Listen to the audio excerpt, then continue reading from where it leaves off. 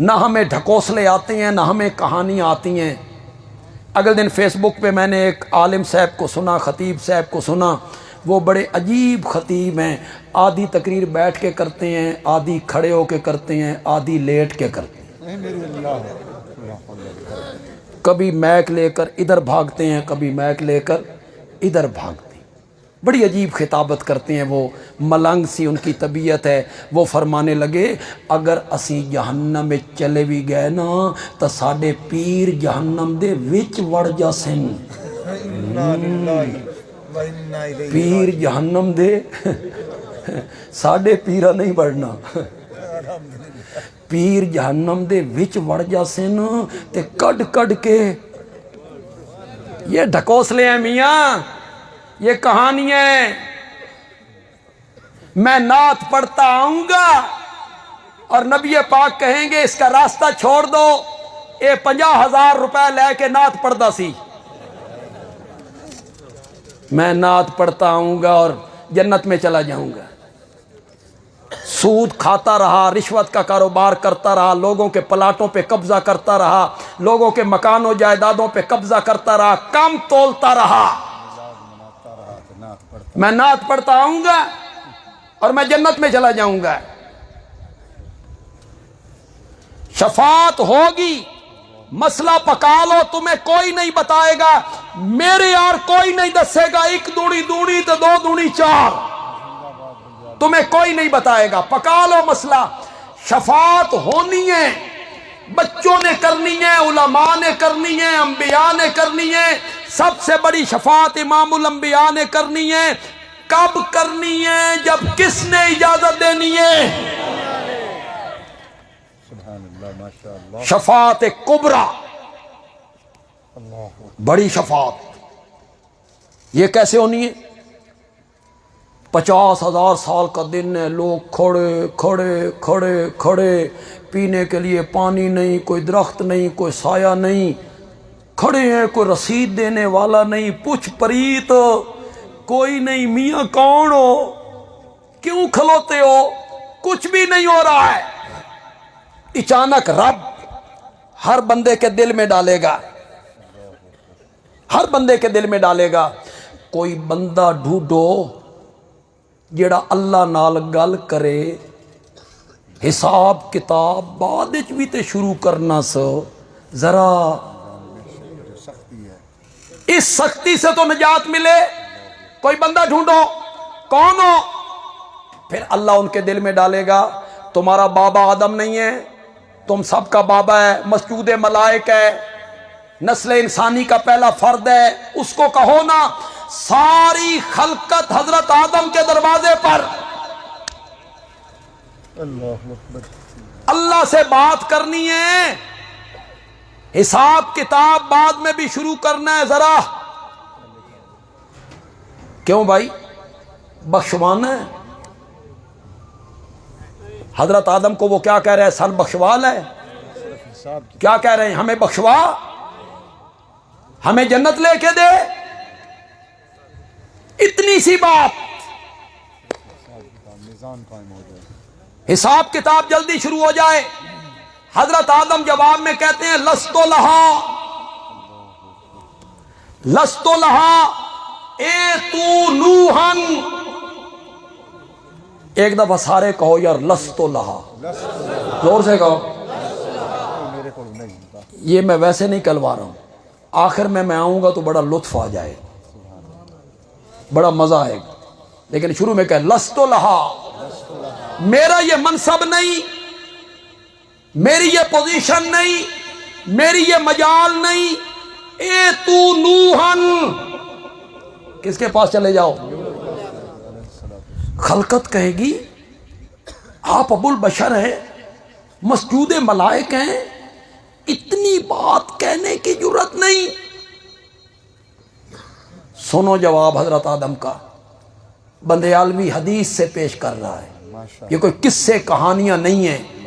حضرت آدم کہیں گے کہنے کو تو میں کہہ دوں، اور رب جواب میں کہے ہاں شروع کرتے ہیں، باقیوں کا تو بعد میں دیکھتے ہیں، پہلے تساں دسو نا میں جو توان آکھے آئی بھئی درخت دے نیڑے، کوئی سمجھ آئی آپ کو کہ نہیں آئی؟ کہ پیر جہنم میں چوڑ جاسے، وہ حضرت آدم ڈر رہے ہیں کہ رب مجھ سے پوچھ لے کہ تو درخت کے قریب کیوں گیا تو میں کیا کہوں گا؟ حضرت نوح کے پاس جاؤ، خلقت حضرت نوح کے دروازے پر، حضرت نوح کہتے ہیں لستو لہا، کہو یار ذرا، اے تو ابراہیم، خلقت حضرت ابراہیم کے دروازے پر، حضرت ابراہیم کہتے ہیں لستو لہا، اے تو موسیٰ، خلقت حضرت موسیٰ کے دروازے پر، حضرت موسیٰ کہتے ہیں لستو لہا، اے تو عیسیٰ، خلقت حضرت عیسیٰ کے دروازے پر۔ بندیالوی مسند احمد اور بخاری سے پڑھنے لگا ہے، کسی عالم نے شاید یہ بات آج تک نہ کہی ہو جو بندیالوی کہہ کے جا رہا ہے۔ حضرت عیسیٰ کے پاس جب خلقت آئے گی نا کہ آپ رب سے بات کریں تو حضرت عیسیٰ جواب میں کہیں گے لست لہا، اے تو محمدن وہو خاتم النبیین، محمد عربی کے پاس چلے جاؤ، ان پر رب نے نبوت کا دروازہ بند کر دیا تھا۔ یہ کون لوگ ہیں؟ یہودی، عیسائی، مجوسی، ہندو، سکھ، مرزائی، میرے نبی کے خاکے بنانے والے فرعون، حامان، قارون، نمرود، ابو جال، یہ سارے نبیوں کے پاس پہنچے ہیں، رب سے بات کیجئے، وہ کہتے ہیں لستو لہا، اے تو غیری، اور حضرت عیسیٰ کہتے ہیں لستو لہا، اے تو محمدن وہو خاتم النبیین۔ اب جو میں لفظ پڑھنے لگا ہوں حدیث سے، شاید کسی خطیب نے یہ بیان کیا ہو، خلقت میرے نبی کے دروازے پہ آئی اور خلقت نے میرے نبی سے عرض کیا یا رسول اللہ، آپ اللہ سے کہیں کیسے خطاب کیا ساری خلقت نے؟ ساری خلقت کہتی ہے انت رسول اللہ و خاتم النبیین، آپ پر رب نے نبوت کا دروازہ کیا کر دیا ہے؟ بند کر دیا ہے۔ خلقت بڑی تنگ ہے، رب سے بات کرنی ہے، حساب کتاب بعد میں بھی شروع کرنا ہے، ذرا جلدی شروع کر دے۔ ہر نبی کہتا تھا لستو لہا، لستو لہا، لستو لہا، لستو لہا، اور میرے نبی نے کہا آنا لہا، آنا لہا۔ یہ تو منصب میرا تھا، تسی کتھے پھر دے رہے ہو؟ تسی کس کس کو ٹر گئے ہو؟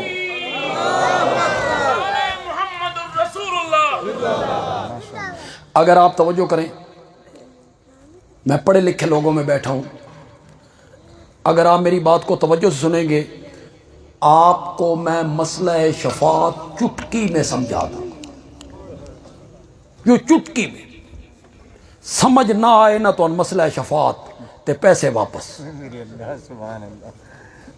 انشاءاللہ ہر بندے کو سمجھ، ماننا نہ ماننا آپ کی مرضی ہے، سمجھانے میں کوئی کسر نہیں رکھوں۔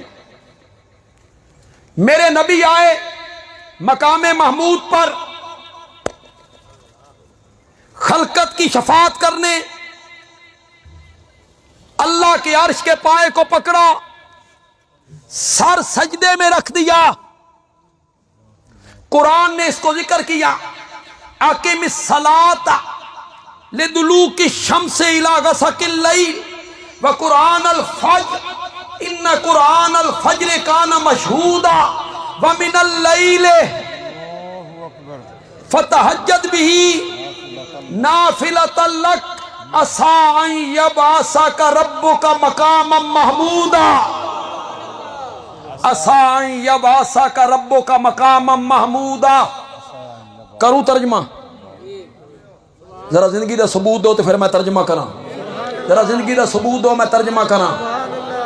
وَمِنَ اللَّيْلِ، رات کے کچھ حصے میں، فَتَحَجَّدْ بِهِ، اٹھئے جاگیے جدا ساری دنیا سہ جائے، نرم و گداز بستروں پہ نیند کے مزے لے، میرے پیغمبر اٹھ کے میرے نال پیار دیاں گلاں کیتا کر۔ وَمِنَ اللَّيْلِ فَتَہجد بِهِ، رات کے کچھ حصے میں جاگیے، اٹھیے، میرے دربار میں کھڑے ہو جائیے۔ آج راتوں کو تو میرے دربار میں کھڑا ہو، کل قیامت کے دن میں نے بھی تجھے مقام محمود پہ کھڑا کرنا ہے نا۔ عَسَىٰ أَن يَبْعَثَكَ رَبُّكَ مَقَامًا مَحْمُودًا۔ اللہ کے عرش کے پائے کو پکڑ لیا، مقام محمود پہ آئے، سر سجدے میں رکھ دیا، 7 دن اور 6 راتیں۔ سن رہے ہو کو نہیں سن رہے ہو؟ حدیث سے پڑھ رہا ہوں، حدیثوں کے ترجمے کرتا چلا جا رہا ہوں۔ 6 دن اور 7 راتیں یا 7 دن اور 6 راتیں سر سجدے میں کیا ہو رہا ہے؟ اللہ کا ذکر، حمد، ثنا، اوصاف، صفتیں، خوبیاں۔ میرے نبی نے فرمایا جو حمد و ثنا، تعریف و توصیف میں نے مقام محمود پہ کرنی ہے، آج مجھے کوئی پتہ نہیں میں نے کیا کہنا ہے، رب میرے ذہن میں ڈالتا چلا جائے گا، میں رب کی تعریفیں کرتا چلا جاؤں گا۔ کتنے دن ہو گئے؟ کتنے دن ہو گئے؟ 1 ہفتے کے قریب۔ کیا ہو رہا ہے؟ بولو نا، حمدیں۔ کیا ہو رہا ہے؟ تسبیحات۔ کیا ہو رہا ہے؟ تحمیدات۔ کیا ہو رہا ہے؟ تحلیلات۔ کیا ہو رہا ہے؟ تکبیرات۔ اللہ کی صفتیں، اوصاف۔ بندیالوی ہاتھ باندھ کے آپ سے پوچھنا چاہتا ہے میرا نبی مقام محمود پہ آیا کیوں تھا؟ شفاعت کروانے۔ کیوں آئے تھے؟ کتنے دن ہو گئے؟ شفاعت کے لفظ زبان پہ کیوں نہیں آ رہے؟ حمدیں آئیں، سمجھیے مسئلہ شفاعت۔ حمدیں آئیں، ثنائیں آئیں، تعریفیں آئیں، توصیف، سب کچھ آتا رہا، شفاعت کے لفظ زبان پہ نہیں آئے۔ نہیں آئے، نہیں آئے۔ کیوں نہیں آئے؟ اس لیے نہیں آئے کہ ان لفظوں کے کہنے کی ابھی اوپر سے اجازت نہیں آئی۔ ان لفظوں کے کہنے کی ابھی اوپر سے اجازت نہیں آئی، اذن نہیں ملا، تو وہ لفظ زبان پہ نہیں آئے۔ 7 دنوں کے بعد رب نے میرے نبی کے ماتھے مبارک پر دست قدرت رکھا، ارفع راسک یا محمد، ارفع راسک یا محمد، ما یبکیک یا محمد۔ اپنا سر مبارک اٹھائیے میرے پیارے پیغمبر، ما یبکیک۔ اللہ میرے نبی سے رونے کی وجہ پوچھ رہے ہیں، ما یبکیک۔ خدا دی قسم ہے، ما یبکیک، اس میں جو چھپی ہوئی لذت ہے، مزہ ہے، محبت ہے، پیار ہے اللہ کا اپنے نبی کے ساتھ، اردو چ لفظ بھی کوئی نہیں۔ خدا دی قسم ہے اردو چ لفظ بھی کوئی نہیں۔ اس محبت کے عنوان کو پورا کرے، کوئی لفظ نہیں۔ رب پوچھتے ہیں کیوں رو رہے ہو؟ ما یبکی کا، ما یبکی کا۔ ہماری پنجابی میں ایک لفظ ہے، پنجابی بھی ہماری خوشاب میاں والی کی، گجرات دی تے نہیں، تو آڈی نہیں، پتہ نہیں تو اتھو دی سمجھ آندی ہے کہ نہیں آندی، اللہ کرے آپ کو سمجھ آئے۔ سمجھ آ گیا تو آپ بڑی لذت لیں گے۔ اللہ تعالیٰ 7 دنوں کے بعد کہتے ہیں ارفع راسک یا محمد، اپنا سر مبارک اٹھائیے میرے پیارے پیغمبر، ما یبکیک یا محمد، شالا کدی نہ روے میرا سونا پیغمبر۔ نعرہ تکبیر۔ آبروئے علماء دیوبند، وکیل صحابہ علامہ محمد عطا اللہ صاحب بندیالوی، شالا مقام محمد مصطفیٰ، محمد مصطفیٰ، شالا کدی نہ روے میرا سونا پیغمبر، ما یبکی کا کیوں روتے ہو، سل توتا وشفا تشفا کل تسما، میرے پیغمبر تو مانگتا چلا جا، میں تیری جھولیاں بھرتا چلا جاؤں گا۔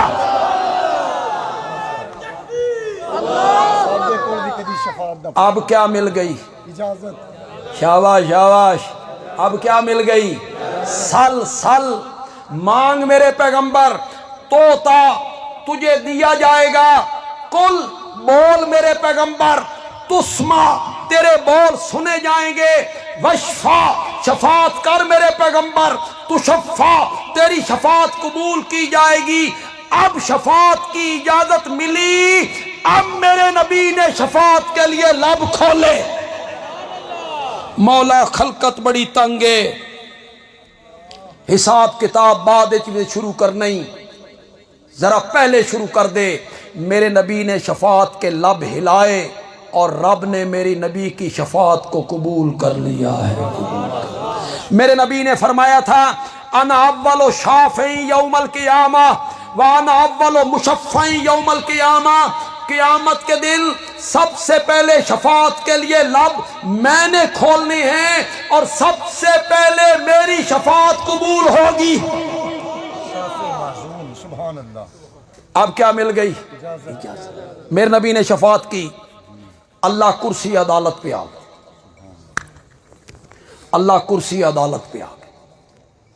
خلقت کو پتہ چلا آمنہ دے لال دی گل منی گئی، اور اللہ کرسی عدالت پہ آ گئے تو دائیں جانب میرے نبی کے لیے کرسی بچھائی گئی،